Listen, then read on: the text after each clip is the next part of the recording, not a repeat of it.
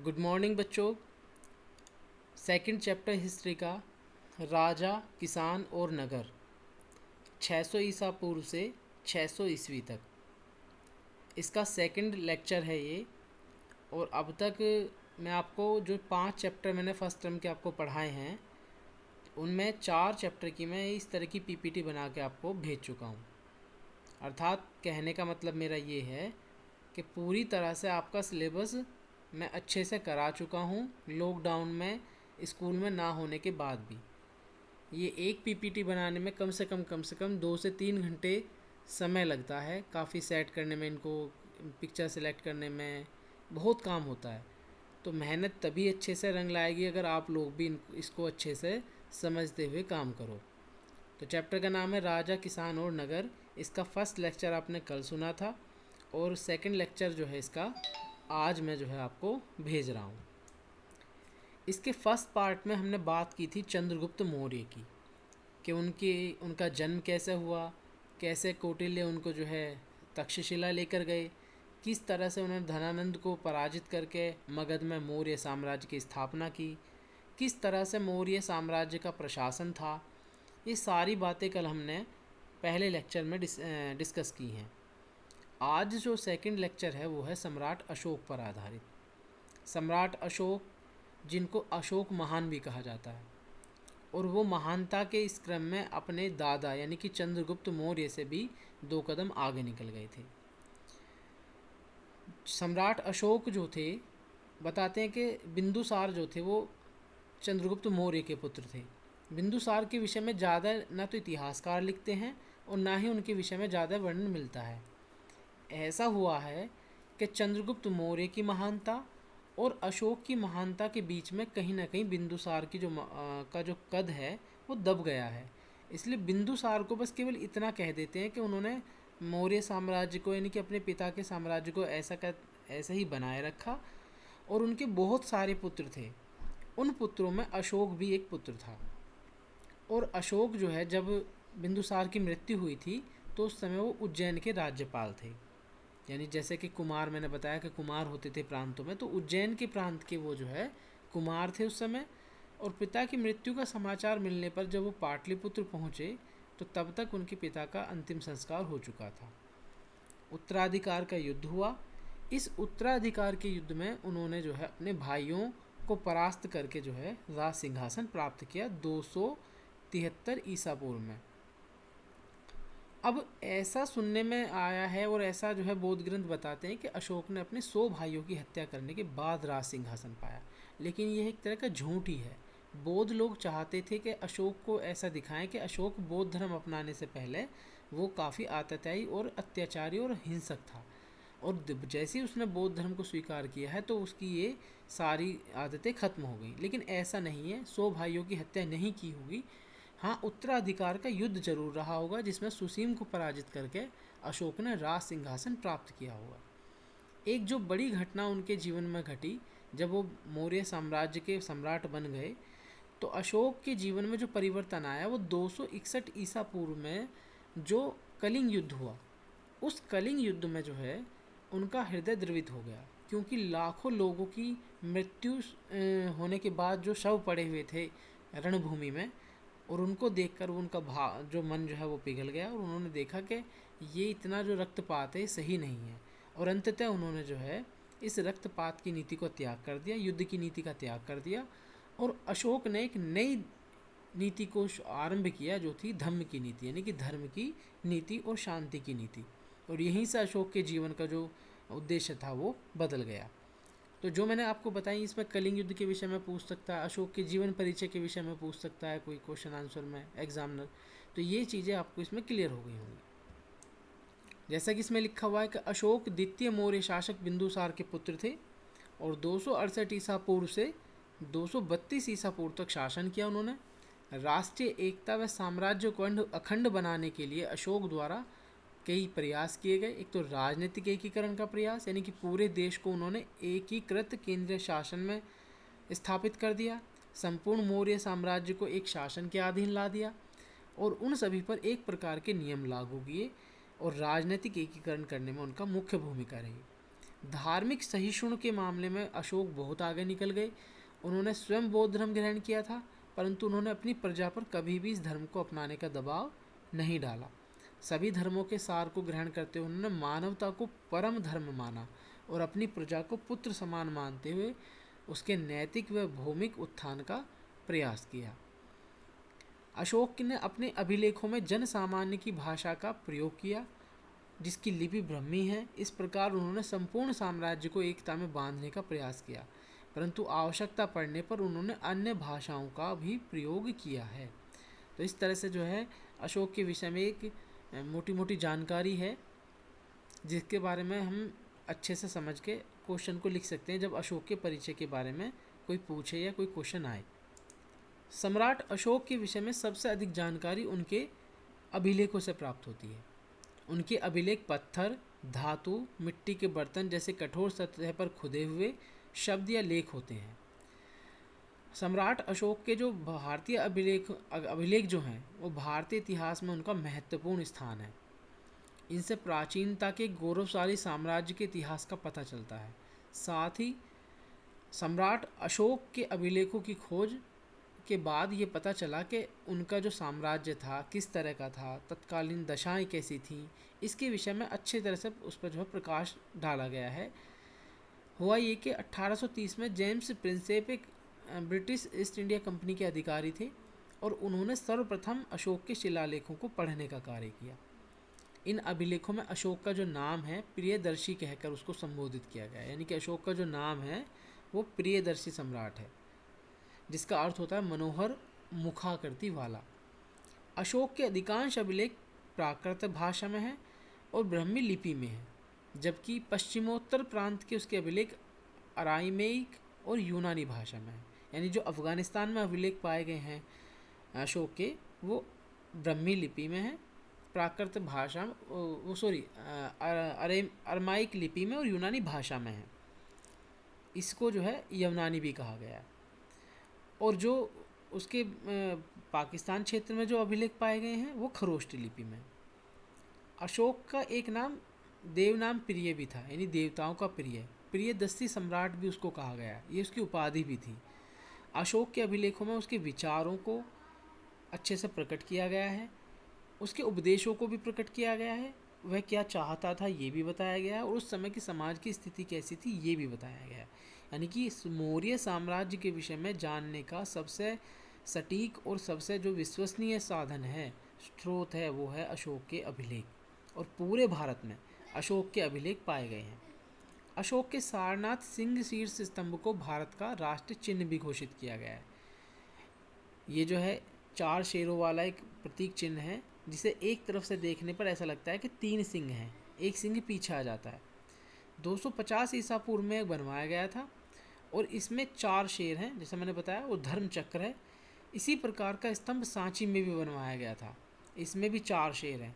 वैशाली स्तंभ में केवल 1 शेर है, यह बौद्ध मठ के पास स्थित है। तो इस तरह से जो है अशोक के अभिलेखों के बारे में अगर हम बात करें तो 14 तो उनके बड़े शिलालेख हैं, कुछ स्तंभ लेख हैं और कुछ उनके गुहा लेख हैं। बहुत सारे ताम्रपत्रों पर भी उनके लेख हैं। लेकिन अशोक के अगर शिलालेख, स्तंभ लेख, इन सबको जोड़ दें तो एक बड़ी मात्रा में एक साधन ऐसा सामने आता है जिसमें मौर्य साम्राज्य अशोक के बारे में सारी जानकारियाँ अच्छे से हमें प्राप्त हो जाती हैं।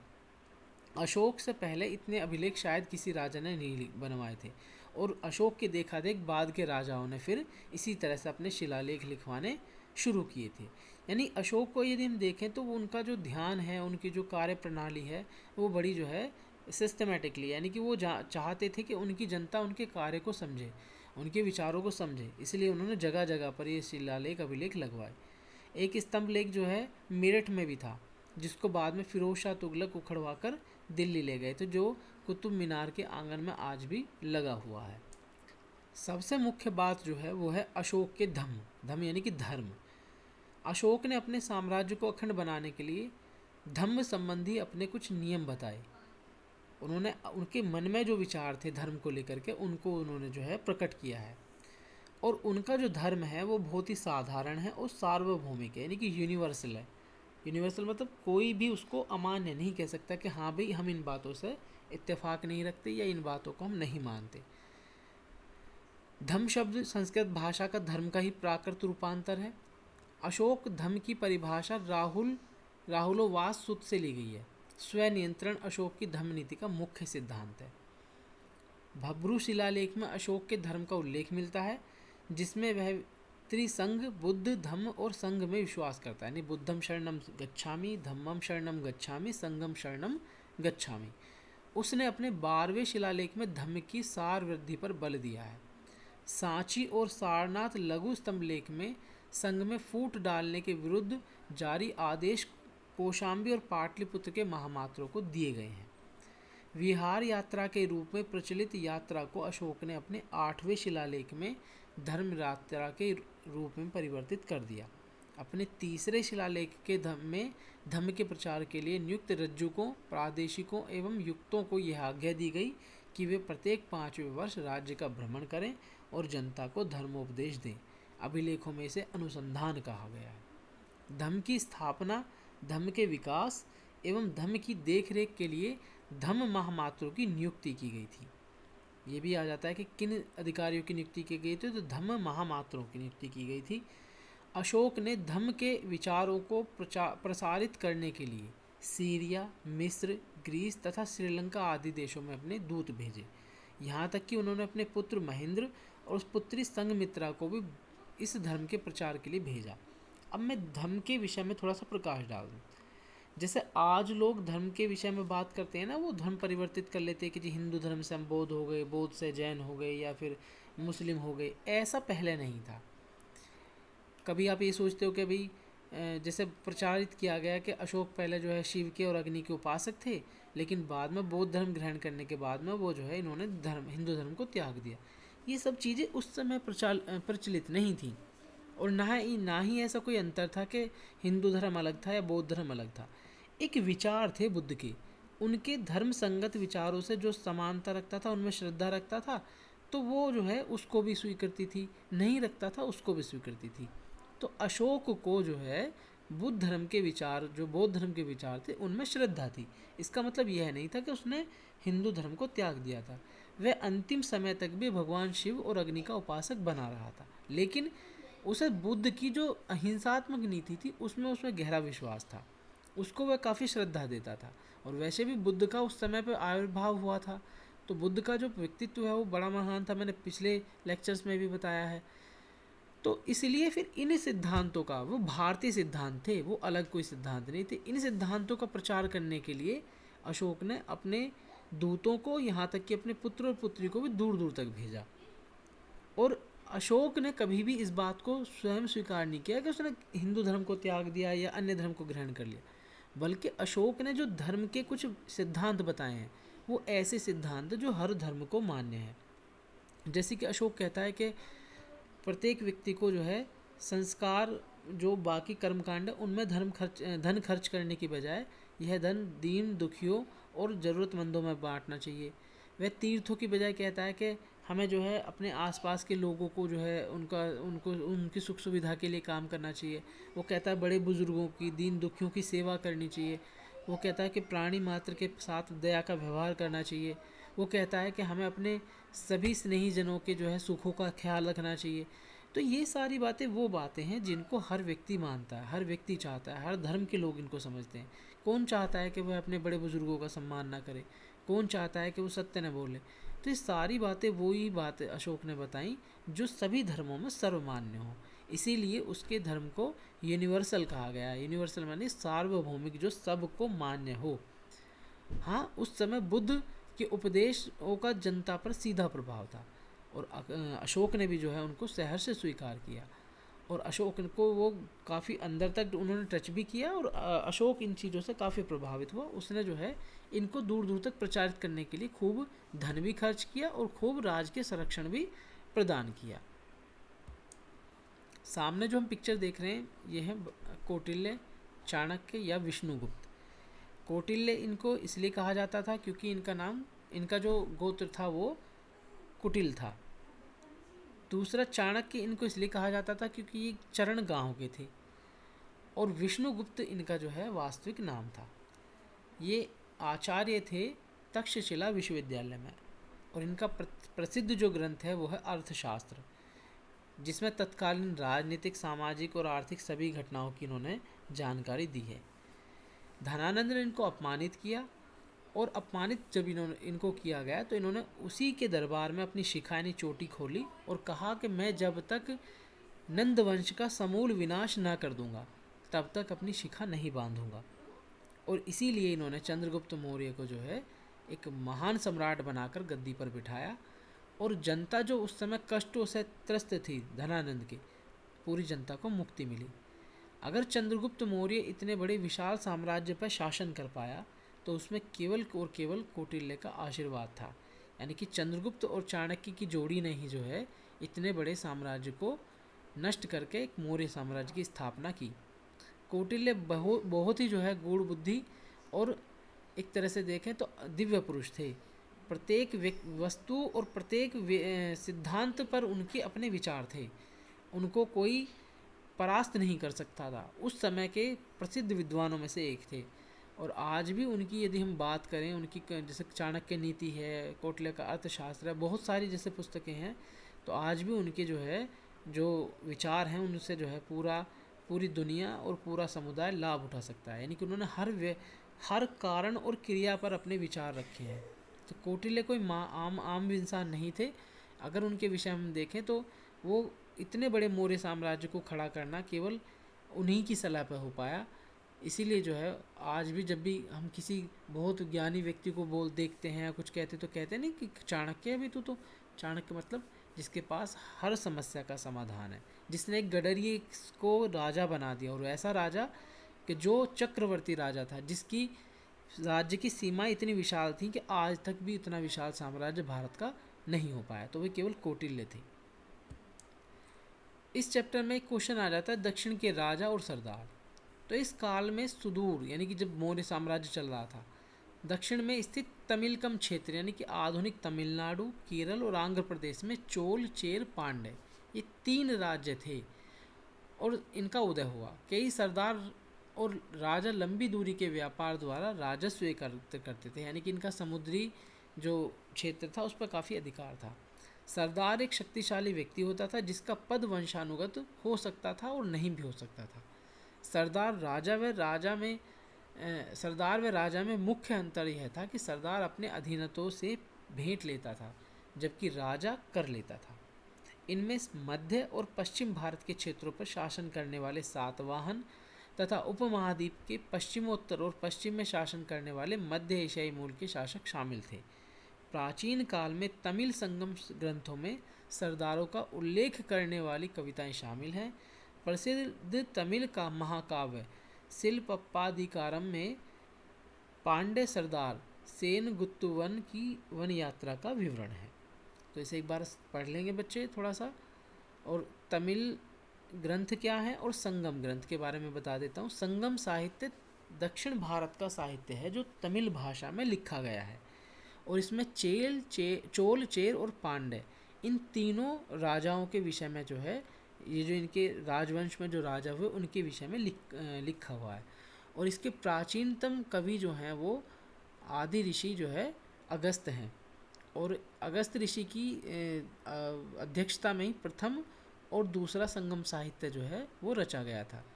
तो संगम साहित्य के विषय में जब भी आता है तो ध्यान रखना कि तमिल भाषा में लिखा हुआ है। यह दक्षिण भारत का साहित्य है जिसमें दक्षिण भारत के राजाओं के विषय में जानकारी हमें प्राप्त होती है।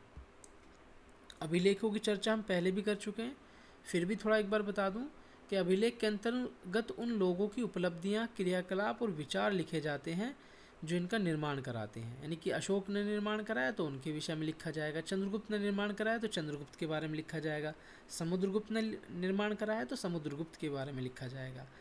इनमें राजाओं के क्रियाकलाप तथा महिलाओं पुरुषों द्वारा धार्मिक संस्थाओं को दिए गए दान का भी विवरण मिल जाता है। अभिलेखों पर इनके निर्माण की तिथि देखी जाती है। जिन पर तिथि नहीं मिलती उनका काल निर्धारण पुरालिपि अथवा लेखन शैली से स्पष्ट किया जाता है कि वो बता देती है कि लेखन शैली किस समय चलती होगी, तो उससे उसका टाइम पता चल जाता है। प्राचीनतम अभिलेख प्राकृत भाषाओं में लिखे जाते थे। प्राकृत जन सामान्य की भाषाओं को कहा जाता था। प्राकृत भाषा में अजातशत्रु को अजातशत्रु और अशोक को अशोक जैसे शासकों के नाम से उल्लेखित किया है। ये नाम प्राकृत अभिलेखों से प्राप्त हुए हैं। इन नामों के अतिरिक्त तमिल, पाली और संस्कृत जैसी भाषाओं के शब्द भी प्राप्त हुए हैं, क्योंकि इन भाषाओं में भी अभिलेख मिलते हैं। यानी अभिलेख एक तरह से राजा द्वारा बताया गया एक लेख है, जिसको उस समय के लेखक लिखते रहे होंगे और अपने राजा की उपलब्धियां और उसके कार्यों को उन्होंने उसमें समाहित किया है। मान लो अभी भी अभिलेख को ऐसे समझो आप कि जब कोई भवन बनाया जाता है तो उसके बाहर एक बहुत बड़ा काला पत्थर लगा दिया जाता है कि ये भवन उन व्यक्ति ने उनकी स्मृति में बनाया, या ये भवन इस दिन इसका उद्घाटन हुआ और उद्घाटन करने के समय पे ये व्यक्ति वहाँ मौजूद थे। देखते हो ना हमारे स्कूल में भी कई इस तरह के पत्थर लगे हुए हैं। ऐसे ही समझो तो अभिलेख जो है उस समय के राजाओं द्वारा लिखवाए गए लेख हैं, जिनमें उनकी उपलब्धियों का वर्णन उनके कवियों ने और लेखकों ने किया है। इस तरह से बेटा ये पूरा चैप्टर मैंने 2 लेक्चर में ख़त्म किया है। सारी चीज़ों को अच्छे से स्पष्ट किया है। इन लेक्चर्स को अपने पास थोड़ा सेफ रखना, सुरक्षित रखना, ताकि इन्हें समय समय पर आप देखते रहो और अपने चैप्टर को अच्छे से तैयार करते रहो। धन्यवाद।